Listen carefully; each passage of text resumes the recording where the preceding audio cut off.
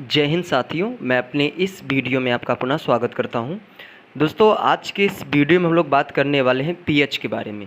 तो हम समझेंगे कि आज पीएच क्या है और पीएच मान किसे कहते हैं, पीएच परिसर क्या चीज़ है, पीएच स्केल क्या है और पीएच का हमारे दैनिक जीवन में क्या महत्व है, क्या उपयोग है। आज इस वीडियो के माध्यम से सारा कुछ हम समझने वाले हैं। तो आइए पहले समझते हैं। देखिए, रसायन विज्ञान में हम लोग पीएच करके पढ़ते हैं, तो थोड़ा चीज़ें कम समझ में आती है कि आखिर पीएच है क्या चीज़। तो आइए आज पीएच के बारे में हम लोग कंप्लीट जानकारी लेने वाले हैं इस वीडियो के माध्यम से। तो पहले हम समझेंगे कि पीएच क्या है। तो पीएच, अगर इसका सामान्य हम फुल फॉर्म देखना चाहें तो पीएच का जो फुल फॉर्म होता है ये होता है पावर ऑफ हाइड्रोजन। तो पीएच का full form power of hydrogen होता है, या फिर आप इसी को कह सकते हैं पोटेंशियल ऑफ हाइड्रोजन। देखिए, कुछ किताबें होती है जो पावर ऑफ हाइड्रोजन लिखती हैं और कुछ किताबें पोटेंशियल ऑफ हाइड्रोजन लिखती हैं। हालांकि पावर और पोटेंशियल दोनों का मतलब एक ही है। तो पावर ऑफ हाइड्रोजन भी आप बोल सकते हैं और पोटेंशियल ऑफ हाइड्रोजन भी बोल सकते हैं। देखिए, पीएच में जो पी शब्द है ये एक जर्मन शब्द है जिसका मतलब होता है पोटेंज। तो पीएच में जो पी शब्द है इसका मतलब होता है पोटेंज और एच का मतलब होता है हाइड्रोजन। तो यहाँ पे पी का मतलब है, ये जर्मन शब्द है, इसका मतलब होता है पोटेंज। अगर बात करें पोटेंज का अर्थ क्या होता है, तो पोटेंज का जो अर्थ होता है वो होता है पावर से, अर्थात शक्ति से है। तो पीएच में पी शब्द जर्मन शब्द है जिसका मतलब होता है पोटेंज, और पोटेंज ये बताना चाहता है कि इसका मतलब होता है पावर। तो सामान्यतः यहाँ पे हम पीएच का फुल फॉर्म से ये पता कर पाएँ, जैसे पीएच का फुल फॉर्म होता है पावर ऑफ हाइड्रोजन। तो ये पावर ऑफ हाइड्रोजन का मतलब है कि किसी बिलियन में पीएच हाइड्रोजन की शक्ति को दर्शाने का कार्य करता है। तो हम अगर हम ये कहें सामान्यतः अगर पीएच का मतलब क्या होता है, तो पीएच बताना क्या चाहता है, तो हम ये कह सकते हैं कि जो पीएच है इसकी सहायता से हम बिलियन में हाइड्रोजन की शक्ति को पता कर सकते हैं। तो पीएच की सहायता से हम लोग बिलियन में, किसी भी बिलियन में हाइड्रोजन की शक्ति को पता कर सकते हैं। साथ ही साथ इसका एक कार्य और है, यानी हाइड्रोजन की शक्ति के साथ साथ हम ये भी पता कर हाइड्रोजन की शक्ति के बाद हम ये भी पता कर सकते हैं कि कोई भी बिलियन अम्लीय है या क्षारीय है। यानी पीएच की सहायता से हम ये भी पता कर सकते हैं कि कोई बिलियन अम्लीय है या क्षारीय है। अब हम लोग कैसे पता करेंगे कि बिलियन अम्लीय है या क्षारीय है? तो दोस्तों ध्यान देना, यदि बिलियन में हाइड्रोजन की शक्ति अधिक होगी, यानी हमने किसी बिलियन को चेक किया, उसमें देखा कि हाइड्रोजन की जो शक्ति है वो अधिक है, तो उसके बिलियन का जो पीएच मान होगा वो कम होगा। देखिए, बिलियन में हाइड्रोजन की शक्ति अधिक होने से पीएच मान कम होता है, और पीएच मान कम होने से जो बिलियन होगा वो अम्लीय प्रवृत्ति का होगा। यदि मान लीजिए बिलियन में हाइड्रोजन की शक्ति कम है तो पीएच मान अधिक होगा, और पीएच मान अधिक होने की वजह से हमें ये दर्शाता है कि जो बिलियन होगा वो क्षारीय प्रवृत्ति का होगा। तो आइए एक बार रिकॉल करते हैं। देखिए, पीएच का फुल फॉर्म होता है पावर ऑफ हाइड्रोजन या फिर पोटेंशियल ऑफ हाइड्रोजन, और पीएच में जो पी शब्द है ये जर्मन शब्द है जिसका मतलब होता है पोटेंज, और पोटेंज का अर्थ होता है पावर से। तो हम ये कह सकते हैं कि पीएच की सहायता से हम किसी बिलियन में हाइड्रोजन की शक्ति को पता कर सकते हैं, या फिर आप ये भी कह सकते हैं कि पीएच की सहायता से हम किसी बिलियन, यानी वो बिलियन क्षारीय है या अम्लीय है, उसके बारे में भी हम लोग पता कर सकते हैं। यदि मान लीजिए बिलियन में हाइड्रोजन की शक्ति अधिक होती है तो पीएच मान कम होता है, और पीएच मान कम होने से वह बिलियन अम्लीय प्रवृत्ति का होगा। यदि मान लीजिए बिलियन में हाइड्रोजन की शक्ति कम होती है तो उसका पीएच मान अधिक होता है, और पीएच मान अधिक होने से हमें ये पता चलता है कि जो बिलियन होगा वो क्षारीय प्रवृत्ति का होगा। तो यहाँ पे पीएच की सहायता से हम लोग हाइड्रोजन की शक्ति को पता कर सकते हैं। अब हम लोग बात करते हैं पीएच मान किसे कहते हैं। देखिए, पीएच मान एक वैज्ञानिक थे जिनका नाम था सोरेनसन। तो सोरेनसन ने पीएच की परिभाषा को ऐसे कुछ बताया। इन्होंने कहा कि सोरेनसन ने बताया कि किसी बिलियन में उपस्थित हाइड्रोजन आयन की सांद्रता ऋणात्मक लघुगुणक को उस बिलियन का पीएच मान कहते हैं। तो पीएच मान की परिभाषा सोरेनसन नामक वैज्ञानिक ने बताया। इन्होंने ये बताया कि किसी बिलियन में उपस्थित हाइड्रोजन आयन की सांद्रता के ऋणात्मक लघुगुणक को उस बिलियन का पीएच मान कहते हैं। देखिए, पीएच मान ज्ञात करने के लिए एक सूत्र है जिसको हम लोग बोलते हैं पीएच बराबर minus log H plus N और बेस 10, यानी log H plus N base 10। या फिर आप देखिए यहाँ पे माइनस पहले लगा है, अगर आप माइनस नहीं लगाना चाहते हैं तो आप क्या कर सकते हैं, ये जो एच प्लस एन इसको आप 1 के बटे में लिख देंगे, तो यहाँ से माइनस चिन्ह हट जाए। क्योंकि आप अगर इसको ऊपर ले जाएंगे तो यहाँ पे माइनस घात होगी, और आपने लॉग में एक प्रॉपर्टी पढ़ रखा होगा, होता है लॉग एम के पावर n, तो आप देखते होंगे m जो होता है n वो साइड में आ जाता है। तो ठीक इसी तरह यहाँ पे देखिए ये जो माइनस है, अगर आप माइनस को आप यहाँ पे लगाएंगे -1, तो ये नीचे आप ला सकते हैं, इस तरह लिख सकते हैं। तो pH का ये भी सूत्र होता है, आप इसको भी लिख सकते हैं और साथ ही साथ आप इसको भी लिख सकते हैं। तो उम्मीद करूँगा दोस्तों pH मान क्या चीज़ें समझ में आया होगा। आइए इसके थोड़ा आगे हम और डिटेल में समझने वाले हैं। आइए अब हम लोग समझेंगे pH परिसर और साथ ही साथ हम बात करेंगे pH स्केल क्या चीज़ है। तो देखिए pH परिसर, परिसर का मतलब होता है रेंज। तो pH के एक निश्चित मान को हम लोग pH परिसर कहते हैं। तो जो pH मान होता है वो एक निश्चित रेंज में होता है, जिसे हम लोग pH परिसर कहते हैं। अगर बात करें pH मान कहाँ से कहाँ तक होता है, तो pH मान जो होता है वो 0 से लेकर 14 के बीच में होता है। तो pH मान 0 से 14 के बीच में होता है। और देखिए जो 0 से 14 के बीच में जो pH मान होता है इसी को हम लोग pH परिसर कहते हैं। अब बात करते हैं pH स्केल क्या है। तो देखिए इस चीज़ को थोड़ा सा और अच्छी तरीके से दर्शाने के लिए सन 1909 में डेनिश रसायनज्ञ जिनका नाम था सोरेनसन, अभी आगे मैंने बात किया था सोरेनसन के बारे में, जिन्होंने pH मान की परिभाषा बताया था। तो सन 1909 में डेनिश रसायनज्ञ सोरेनसन ने हाइड्रोजन आयन के सांद्रण को प्रकट करने के लिए एक नई पद्धति को प्रस्तुत किया, जिसे हम लोग बोलते हैं pH स्केल। तो इन्होंने एक स्केल बनाई जिसका नाम है pH स्केल, और इस स्केल में 0 से लेकर 14 तक के अंकों को इन्होंने प्रदर्शित किया। देखिए यहाँ पे जो 7 है, 7 नंबर, इसको इन्होंने उदासीन पॉइंट माना, अर्थात कहने का मतलब ये आपका केंद्र बिंदु है। इस स्केल का जो है ये केंद्र बिंदु है। शुरुआत 0 से होती है और ख़त्म होता है 14 अंक पर। और जो यहाँ पे 7 नंबर है इसको केंद्र बिंदु माना, इसी को हम लोग उदासीन बिंदु भी कहते हैं। यानी किसी विलयन का अगर pH मान 7 होता है तो वो जो विलयन होगा वो उदासीन होगा, अर्थात कहने का मतलब ना तो वो अम्लीय प्रवृत्ति का होगा और ना ही वो क्षारीय प्रवृत्ति का होगा। देखिए इस स्केल में उन्होंने ये बताया कि अगर मान लीजिए 7 से हम लोग इधर की ओर बढ़ेंगे तो अम्लीय जो गुण होगा वो बढ़ता होगा, यानी बढ़ते हुए क्रम में रहेगा। इधर अगर हम 7 से कम की ओर इधर आगे बढ़ेंगे तो इधर अम्लीय गुण अधिक होगा, और अगर हम 7 से अधिक इधर की ओर बढ़ेंगे तो इधर हमारा क्षारीय गुण जो होगा वो बढ़ता क्रम हमें होगा। ठीक है, तो 7 से इधर आएंगे तो अम्लीय गुण बढ़ेगा और 7 से आगे जाएंगे तो क्षारीय गुण बढ़ेगा। देखिए यहाँ पे कुछ नोट पॉइंट हमने लिख रखा है। नोट पॉइंट में ये लिख रखा है कि जो 0 यानी जो 0 पॉइंट है इस स्केल का, जो 0 है यहाँ पे ये बताना चाहता है कि यहाँ पे हाइड्रोजन आयन सबसे अधिक होता है। यानी कहने का मतलब अगर किसी विलयन का pH मान 0 है तो उस विलयन में हाइड्रोजन आयन सबसे अधिक होता है। अगर बात करें हाइड्रोक्साइड आयन जिसको हम लोग OH बोलते हैं, तो अगर किसी विलयन का pH मान 0 होता है तो उसमें हाइड्रोक्साइड आयन जो होता है वो 0 होगा। उसी तरह अगर मान लीजिए किसी विलयन का pH मान 7 है, तो यानी मान लीजिए हमने चेक किया किसी विलयन का pH मान 7 आ रहा है, तो इसका मतलब ये है कि उसमें जो हाइड्रोजन आयन है और जो हाइड्रोक्साइड आयन है ये दोनों आपस में क्या है, बराबर हैं। अर्थात कहने का मतलब जितनी मात्रा हाइड्रोजन आयन की है उतनी ही मात्रा हाइड्रोक्साइड आयन की भी होती है। तो किसी विलयन का pH मान 7 होता है तो उसमें हाइड्रोजन आयन और हाइड्रोक्साइड आयन दोनों आपस में बराबर होते हैं।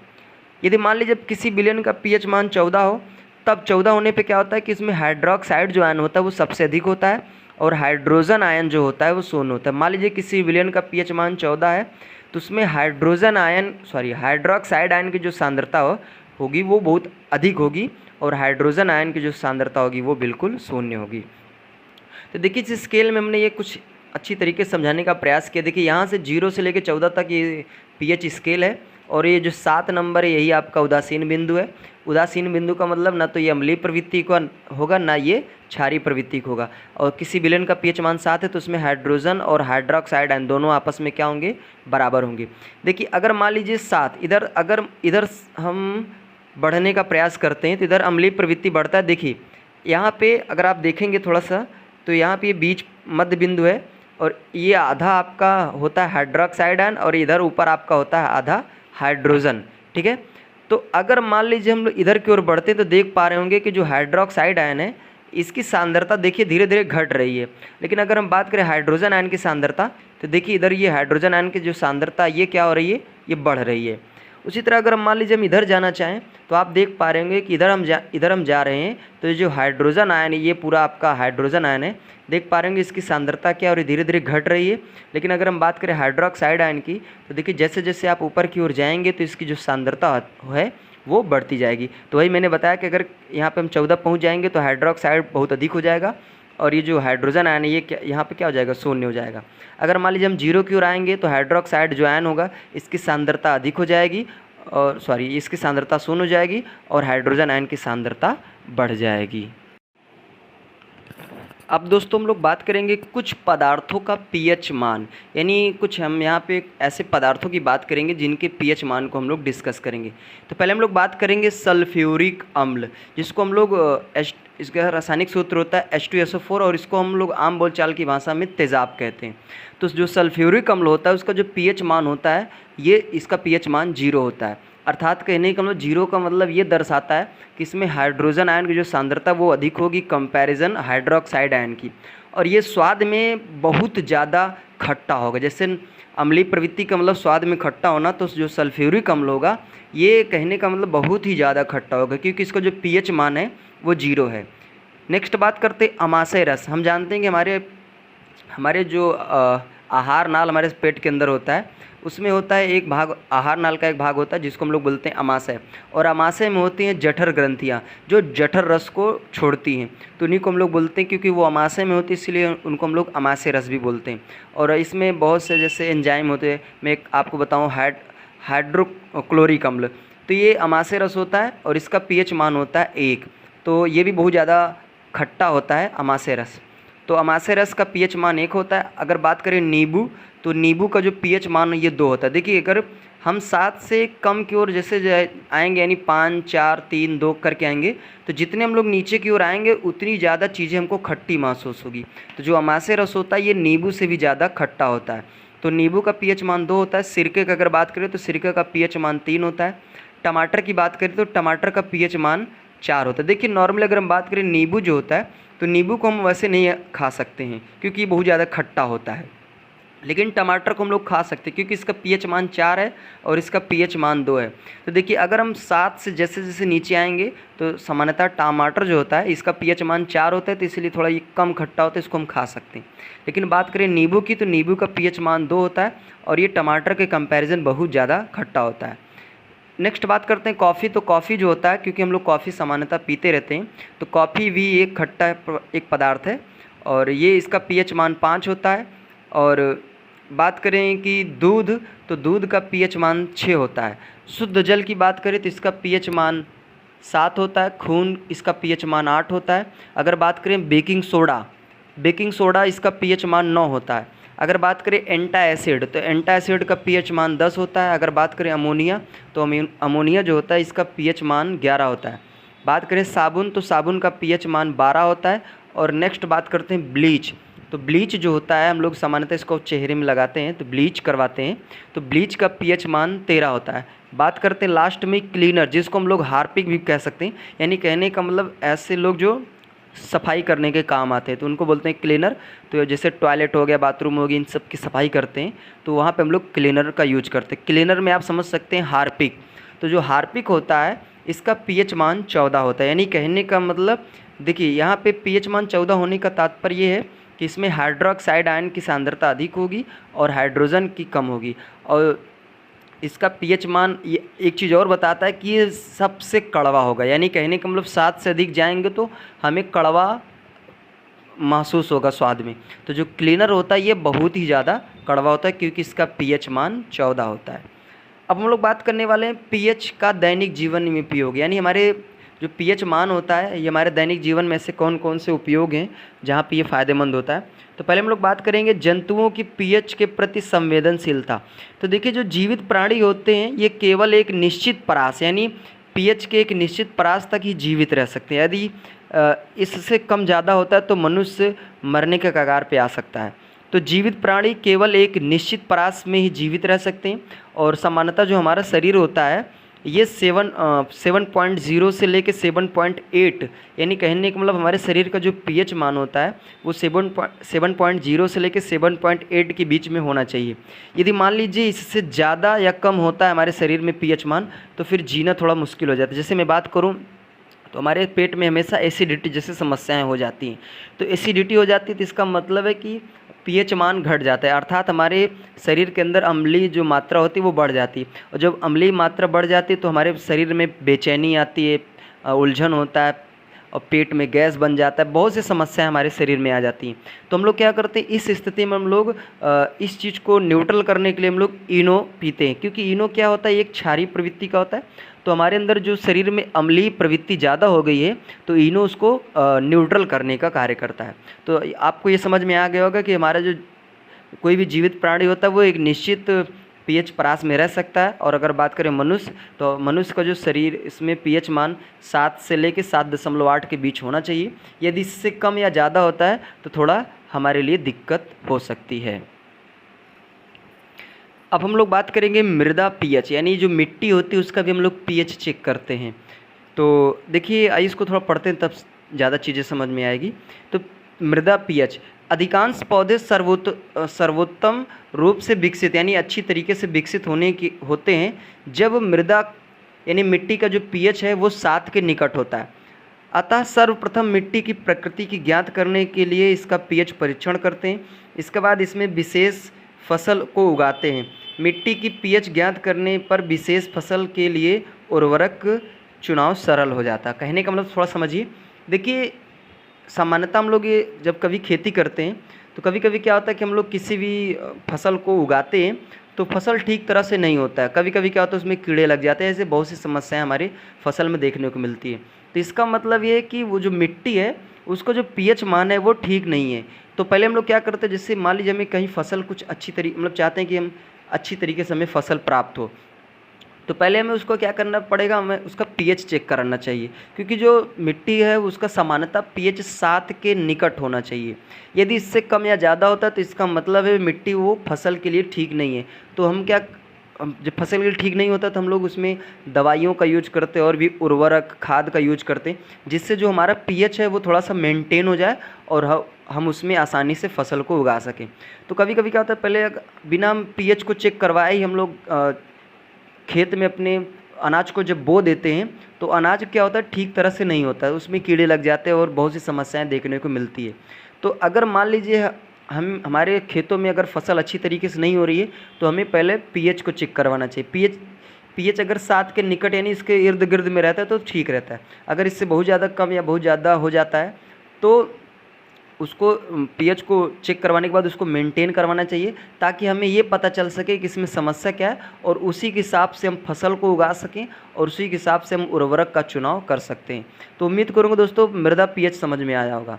नेक्स्ट बात करते हैं हमारे पाचन तंत्र का पीएच। तो हमारे पेट में पाया जाने वाला हाइड्रोक्लोरिक अम्ल, जिसको हम लोग HCl कहते हैं, ये क्या करता है, पाचन में सहायता करता है। तो हमारे पेट में एक अम्ल पाया जाता है जिसको हम लोग बोलते हैं हाइड्रोक्लोरिक अम्ल, और ये पाचन में क्या होता है, सहायता होता है। अगर मान लीजिए इसकी मात्रा अधिक होने पर पेट में दर्द और जलन का अनुभव होता है। कभी कभी क्या होता है कि ये जो हाइड्रोक्लोरिक अम्ल है ये अधिक से ज़्यादा मात्रा में आ जाता है हमारे पेट में, तो क्या होता है उस दौरान हमारे पेट में दर्द होता है और जलन का अनुभव होता है। तो इस बिगड़ी हुई पीएच परिसर को सही करने के लिए हम लोग मैग्नीशियम हाइड्रोक्साइड, या फिर आप इसी को आम बोलचाल की भाषा में मिल्क ऑफ मैग्नीशिया भी कहते हैं, तो मैग्नीशियम हाइड्रोक्साइड या फिर मिल्क ऑफ मैग्नीशिया की औषधि का प्रयोग करते हैं। इससे क्या होता है कि जो भी हमारा पीएच ठीक गड़बड़ नहीं, मतलब ठीक नहीं रहता, जो गड़बड़ हुआ रहता है उसको ये क्या करता है, मेंटेन करने का कार्य करता है। आपको सबसे अच्छा एग्जांपल बताएं तो इनो, तो इनो भी ये हमारे डाइजेशन में सही रहता है। क्योंकि देखिए जब हमारे पेट में हाइड्रोक्लोरिक अम्ल ज़्यादा होने लगता है तो क्या होता है, पेट में जलन और बेचैनी जैसी समस्याएं होने लगती हैं। तो हम लोग क्या करते हैं, इनो को लेते हैं। तो इनो क्या करता है, जो पीएच आपका इनबैलेंस हुआ है उसको क्या करता है, बैलेंस कर देता है। तो ध्यान देना है कि अगर बात किया जाए कि हमारे पाचन तंत्र में, यानी कहने का मतलब कि हाइड्रोक्लोरिक एसिड जो है वो अगर वो अधिक होता है तो उसको मेंटेन करने के लिए किस चीज़ का यूज करते हैं, तो आप लोग ध्यान देना, उसका नाम है मैग्नीशियम हाइड्रोक्साइड, या फिर इसी को हम लोग बोलते हैं मिल्क ऑफ मैग्नीशिया नामक औषधि का हम लोग प्रयोग करते हैं। और ये जो औषधि होती है ये प्रति अम्ल इससे भी कहते हैं, क्योंकि ये एंटी एसिड होता है, यानी अम्ल की मात्रा को ये बैलेंस करने के लिए, अगर मान लीजिए अम्ल की मात्रा अधिक हो जाती है तो उसको मेंटेन करने के लिए ये यूज किया जाता है। तो ये अम्ल के प्रति यानी अम्ल के विपरीत कार्य करता है, इसलिए इसका नाम प्रति अम्ल भी रखा गया है। नेक्स्ट हम लोग बात करते हैं लास्ट, पीएच परिवर्तन के कारण दंत क्षय, यानी पीएच में परिवर्तन के कारण हमारे दांतों में भी बहुत सी समस्या देखने को मिलती है। देखिए, दांतों का जो इनामेल है, इनामेल हमारे दांतों का ऊपरी भाग होता है, ये बहुत कठोर होता है और इसी की वजह से हमारा दांत सफ़ेद होता है। तो दांतों का इनामेल कैल्शियम फास्फेट से बना होता है, जो कि शरीर का सबसे कठोर भाग है। और हमारे मुंह का जो पीएच मान है वो 5.5 होना चाहिए, यानी जो हमारे मुंह गुहिका होता है उसका पीएच मान 5.5 होना चाहिए। यदि इससे कम होने पर होता है तो दांतों में क्षय होना प्रारंभ हो जाता है। तो दांतों का क्षय रोकने के लिए हम लोग क्षारकी दंत मंजन का प्रयोग करते हैं, जो अम्ल की अधिक मात्रा को उदासीन करता है। तो देखिए, जो हमारे दांत होता है, सॉरी दांत ना कह के मुंह बोलें, तो हमारे जो मुंह होता है उसका पीएच मान 5.5 होता है। तो यदि मान लीजिए हमारे मुंह का पीएच मान 5.5 से अगर अधिक हो जाता है या फिर कम हो जाता है तो हमारे दांतों में बहुत सी समस्याएं देखने को मिलती है, जैसे पायरिया हो गया, दांतों में पानी आना, कीड़े लगना, ऐसी बहुत सी समस्याएं देखने को मिलती है। तो इसको हम लोग क्या करते हैं, कंट्रोल करने के लिए हम लोग क्षारकी मंजन का यूज करते हैं, जिससे जो भी अम्लीय प्रवृत्ति की मात्रा कम ज़्यादा हुई रहती है तो उसको हम लोग क्या करते हैं, मेंटेन कर लेते हैं विथ मंजन की मदद से। तो उम्मीद करूँगा दोस्तों ये वीडियो आपके लिए काफ़ी बड़ा रहा, लगभग ये 20 मिनट तक का वीडियो रहा और इसमें हमने सारा कुछ बताने का प्रयास किया कि पीएच क्या है, पीएच मान किसे कहते हैं, पीएच स्केल क्या है, पीएच परास क्या है और पीएच का हमारे दैनिक जीवन में क्या महत्व है, सारा कुछ हमने बताने का प्रयास किया। उम्मीद करूँगा दोस्तों ये वीडियो आपके लिए काफ़ी हेल्पफुल रहा होगा। जितनी भी चीज़ें हमने बात किया सारी चीज़ें आपको समझ में आई होगी। इसी तरह दोस्तों हम लोग मिलेंगे अब अगले वीडियो में, तब तक के लिए जय हिंद, वंदे मातरम।